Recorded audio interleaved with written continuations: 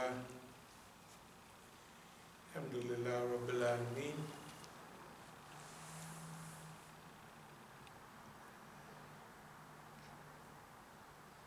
Then leave me alone with such as reject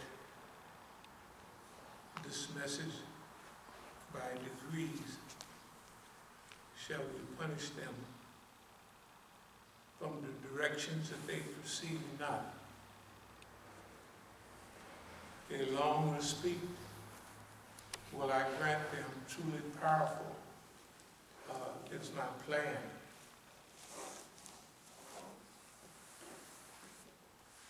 This is the same reading in hence leave me alone with such as give the lie to this tidings. We shall bring them low, step by step, without their perceiving how it has come about. For behold, though I may give them rain for a while, my subtle scheme is exceedingly firm.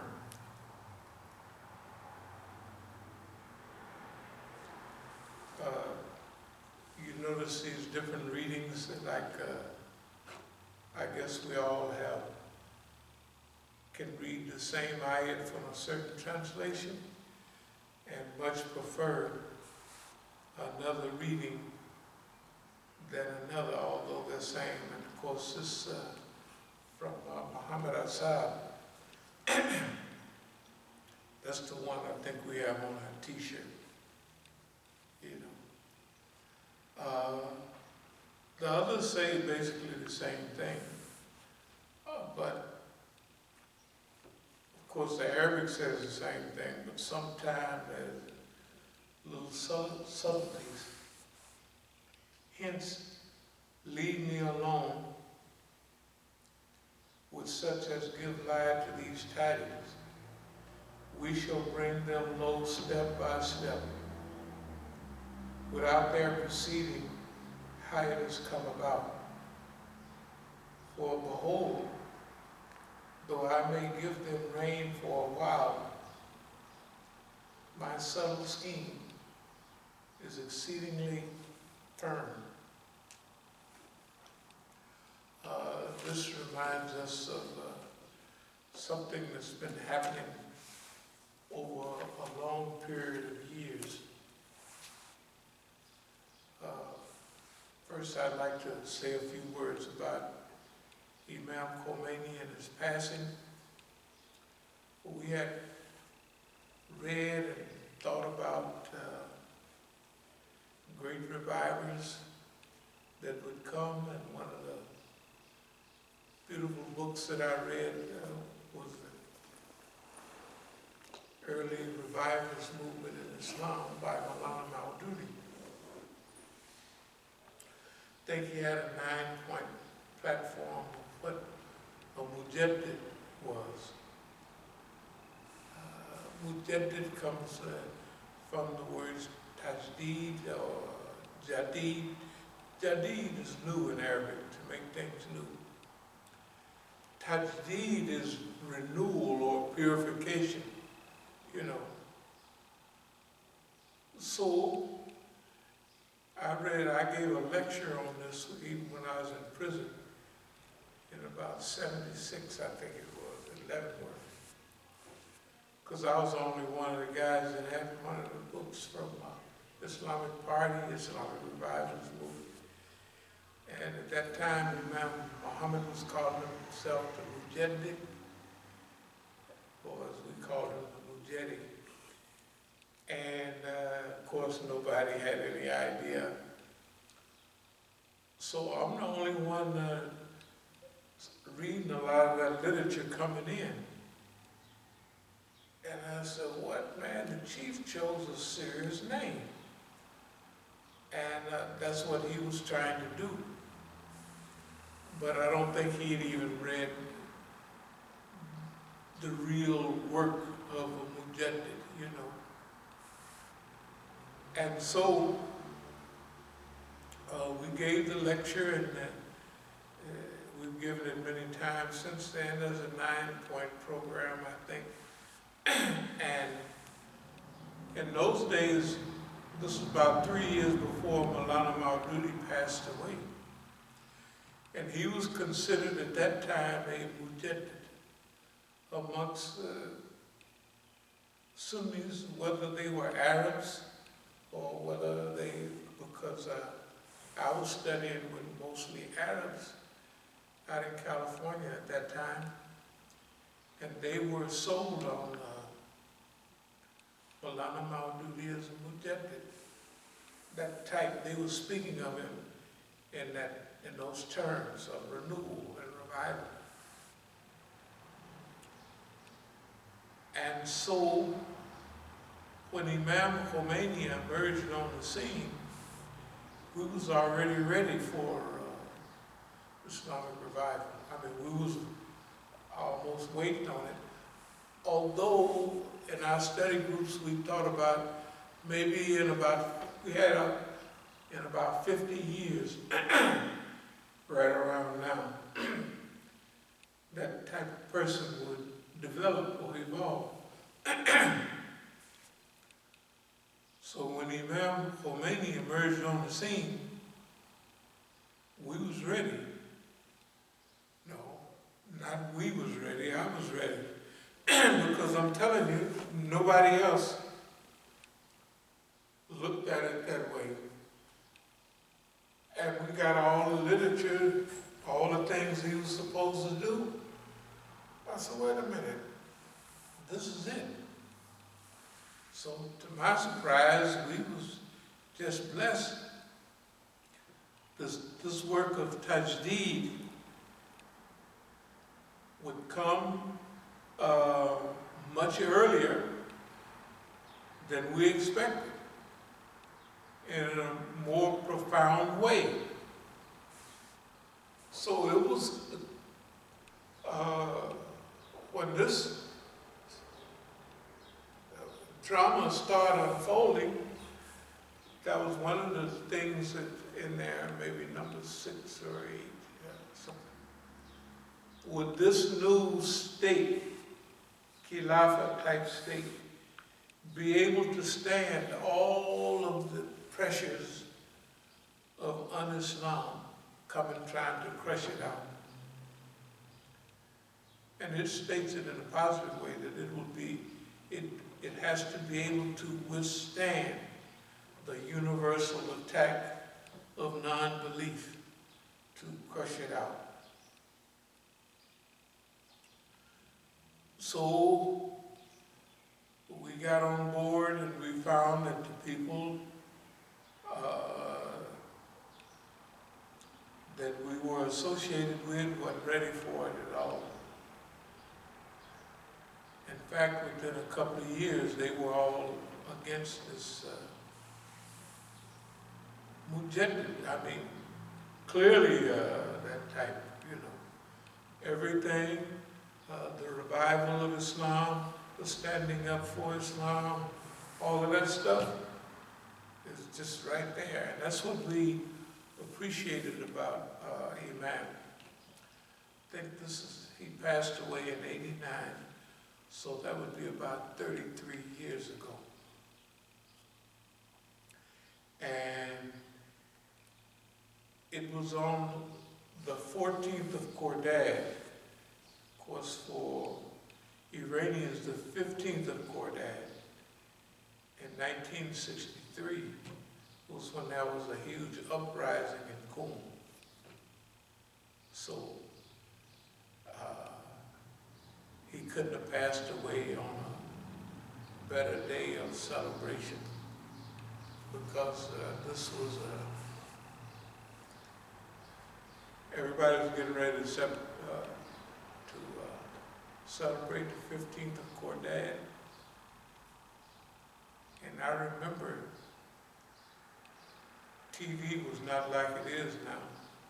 So I was trying to get the Imam's funeral, which was the biggest funeral in world history, by the way. They said at that time 10 million or 20 million people, whatever. You could could see was big. And it was in June, June, and it happened to be hot at that time. And they had the big fire trucks spraying water on everybody to cool them off. And at that same time, they had Tiananmen Square in China. And that sucked up all of the oxygen in the news.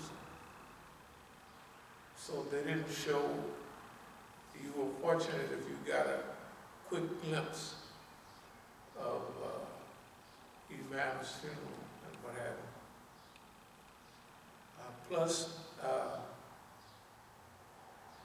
it was such an outpouring that I'm sure they didn't want to show it on TV anyway. Right. I mean, and all the expectations that they had, none of them worked out. And we always, when we get a chance to talk to Iranians, we let them know that we appreciate them and what they have done and what they're still doing today. Because during the early period of the revolution, everybody was wondering, is this the last year? Or, I remember the 3rd anniversary, because we would speak at all the programs, and I said, man, this thing it's going to be here. I was always optimistic and hopeful, so. But really in your heart, you're getting this feel like, hey man, because everybody, is this thing going to last? The bombings, the killings, the murders, and all the things that are going on to the Islamic Republic, the war, everything. It ain't no guarantee that this is going to hold. And if you looked at it mathematically, Iran had some good weapons left over from the Shah, but didn't nobody know how to use them. And the tactics they were using, they was fighting trench warfare, and so they were using World War I tactics in 1980. Basically, that's all they could use, because they didn't have time to train and get ready for it. And we were suggesting they should try surgical strikes and all that. And I could imagine their thinking is, this is a nice guy, but he don't realize, hell, we don't have all that stuff. We don't have anybody trained, any SEAL teams or this, they got them all later. They got them now. But they just didn't have them. They were a surprise attack, and they had to struggle to maintain, and they did. And so we send a big shout out to the Islamic Republic and for the great contribution that Imam Khomeini gave to us, gave to the whole Ummah. And all the things he came up with, Quds Day, none of the other Arabs thought about anything like that. Then the Ramadan, the last Friday, we'll have a celebration of Palestine, it continues to today, until today.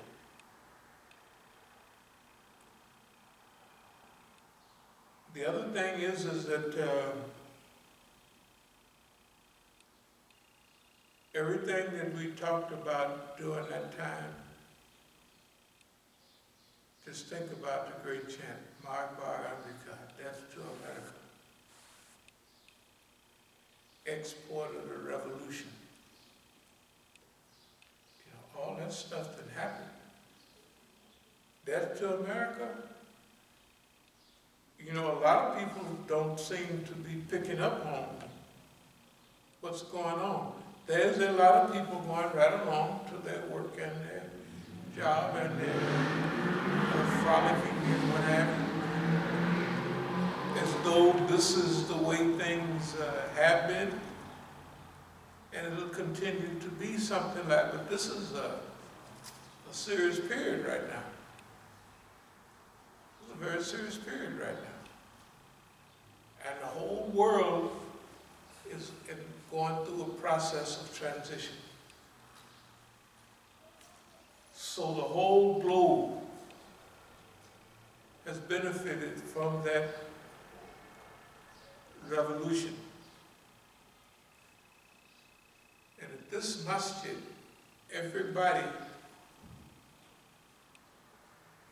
is allowed to think and act the way they want to. But I'll tell you, for the Muslims to meet by the thousands and not mention Yemen, not mention Palestine, and not mention literally the sellout of the so-called Arab and Gulf states and their collaboration with the Zionist entity, for nobody to even mention it is almost criminal. Well, according to the Hadith and Quran, it has a heavy element of crime in it, because anybody should be able to recognize what they're reading in Quran, and they're reading in its original language.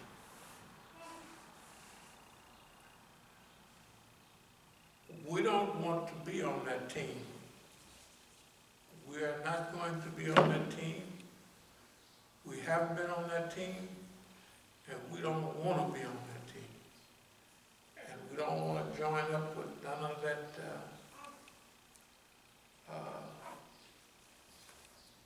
it's just offensive that the Muslims have to go through the things they're going through all by themselves, when the Muslims have the concept of Ummah, and each body is a brick building up the building, the Ummah, and what have you. And all the hadiths in Bukhari and Muslim about never leave your brother alone, to be hijacked and high-sided on, and to be misfitted and otherized by any system. Right. All of the hadith, strong hadith, we don't need any strong hadith. And so you could imagine that when we read these ayats, they make us feel not better, but we've done our part. We're doing our part. And there's an element of yaqeen, of certainty in it, because we're reading from the Quran and we're judging our behavior and our attitude from what we studied. That's all we're doing. They know we're not making up anything or trying to. So when it goes on to say, hence, leave me alone with such as give the lie to this title. We shall bring them low step by step, without their perceiving how it has come about. That means, and when you look, they celebrated the election of old George back then, and old dumb Clinton and all of that, and then all of them. And old Clinton had a saying, they asked him, if you get stuck in a situation, what do you do? What you do? He said, well, just stop digging. You know, that's what he told them. They don't follow any of that. They don't follow any of that. And here it is outlined, leave them alone with such as give lie to these tidings. These people that don't believe in the Quran, they don't believe in hadith, and they don't believe in this historical reality. Leave them alone, because we're going to bring them low step by step, without them even perceiving how it's being done. Right. Okay. Now, if you notice, Out of all the groups, wherever you go, there's nobody that's put like the shirt we have. There's nobody associated these ayats together and put them in a package. They didn't put the zakat ayats together in a package, sadaqah ayats together, love for Allah and the names of Allah. They put all those packages together. And you can get a little notebook with all of those printed, or a little card, and they have, or Eid Mubarak or anything, and they'll have a collection of certain ayats. But the ayats that we have on our t-shirt, nobody, it's like, what? Nobody was reading the book or something? Nobody's associating the historical reality? Hence leave me alone with such as give a lie to this title.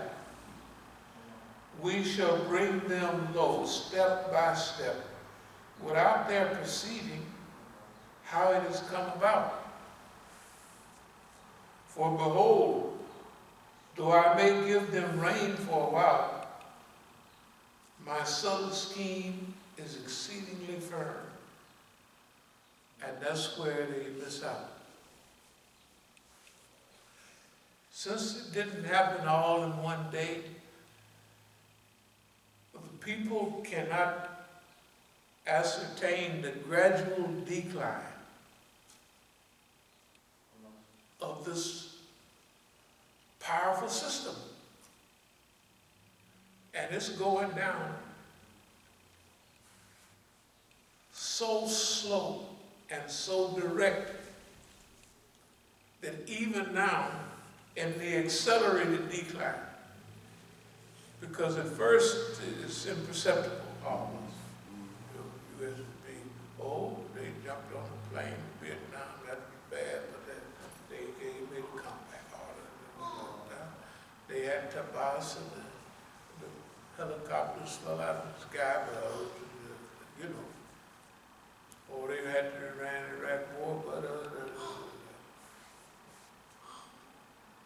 all of them were ayats or signs for people to pick up on, which we did. We picked up on. When we saw them people hanging on helicopters in 1975, that was clear. That was clear. Okay. For behold, though I may give